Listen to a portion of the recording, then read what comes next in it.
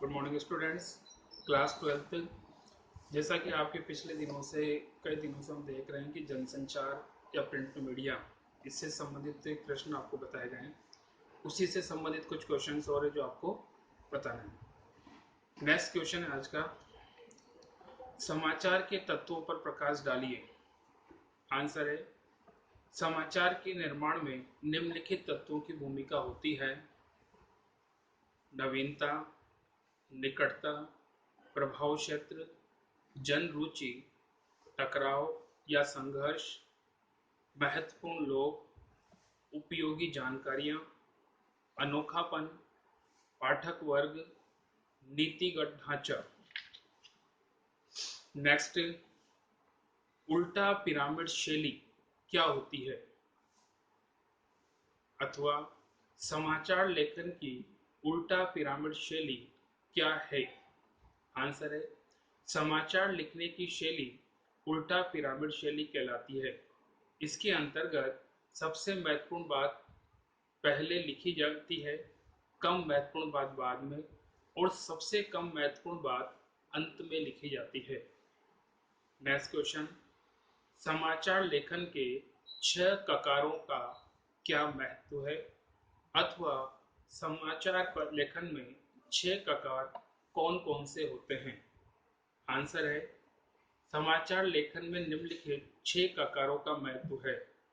क्या, कब, कहाँ, कौन, कैसे, क्यों। किसी भी समाचार में पूर्ण संतुष्टि तभी मिलती है जब इन 6 ककारों का उत्तर दिया जाए। नेक्स्ट क्वेश्चन, समाचार लेखन के कितने अंग होते हैं। आंसर, समाचार लेखन के 3 अंग होते हैं। शीर्षक, सेकंड मुखड़ा, थर्ड निकाय। शीर्षक अपनी जगह, सेकंड मुखड़ा जिसे इंट्रो बोलते हैं, और थर्ड होता है निकाय जिसे बॉडी कहते हैं। नेक्स्ट क्वेश्चन, समाचार पत्र में छपे समाचार की डेडलाइन क्या होती है। अधिकांश हम मानते हैं कि ये रात्रि 12 बजे तक के समाचारों को डेडलाइन माना जाता है। जैसा कि पिछले क्वेश्चंस में मैंने आपको उसका आंसर लिखा दिया था कि 24 घंटे के अंदर ही घटनाएं छपती है। पिछले 24 घंटे में जो महत्वपूर्ण घटना घटित हुई है उसी को समाचार पर स्थान दिया जाता है, उसके पहले की को स्थान नहीं मिलता। और अधिकांश तो मानते हैं कि जितने भी संवाददाता है वो रात्रि 12 बजे तक अपनी समस्त सूचनाएं, समाचार वो अखबार के ऑफिस का कार्यालय तक पहुंचाते हैं। उसके बाद अगर मान लीजिए अखबार छपता है तो बाद में अगर कोई घटना घटित होती है तो फिर वो अगले दिन के समाचार पत्र में स्थान पाती है। नेक्स्ट,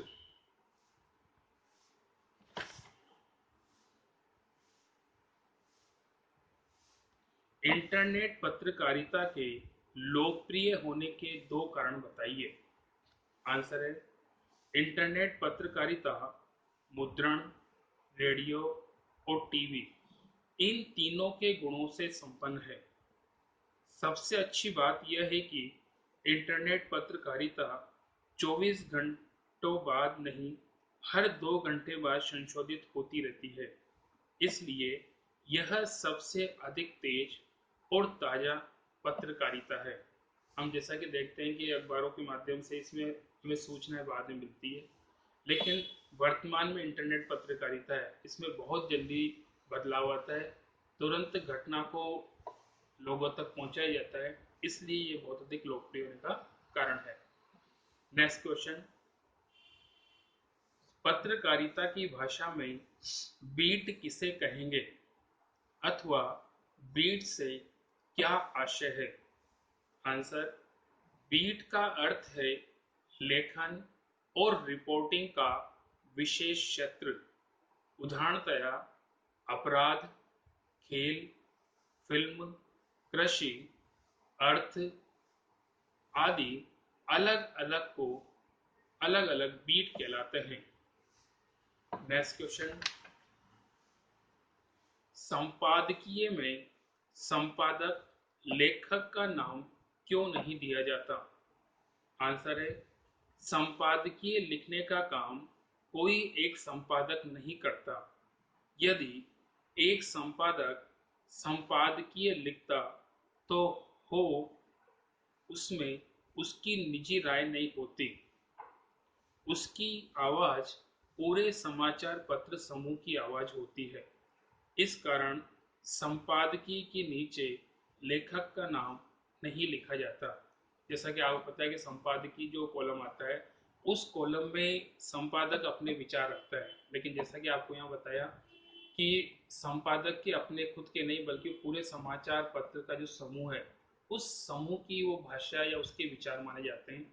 इसलिए वो एक का नहीं बल्कि सभी का एक मत बन जाता है, इसलिए उसमें एक का नाम नहीं दिया जाता। नेक्स्ट, संपादकीय लेखन क्या होता है? किसी समाचार पत्र की रीति नीति के अनुसार किसी सामयिक घटना पर टिप्पणी करता हुआ लेख लिखना संपादकीय लेखन कहलाता है।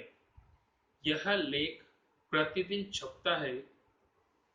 आवश्यक नहीं कि इसे मुख्य संपादक या अन्य कोई एक निश्चित संपादक लिखे।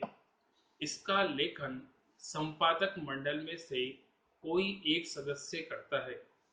वह निजी राय रखने के बजाय अपने समाचार पत्र की आवाज को महत्व देता है। वह लेख समाचार पत्र का मत माना जाता है। किसी एक व्यक्ति का निजी मत न होने के कारण संपादकीय के नीचे किसी का नाम नहीं लिखा जाता। नेक्स्ट क्वेश्चन है, समाचार संपादन में संतुलन का क्या आशय है? आंसर, जिन समाचारों और घटनाओं में अनेक पक्ष भागीदार होते हैं, वहां संतुलन की बहुत अधिक आवश्यकता होती है। प्राय पत्रकारों पर यह आरोप होता है कि वे किसी भी घटना की एक तरफा रिपोर्ट प्रस्तुत करते हैं।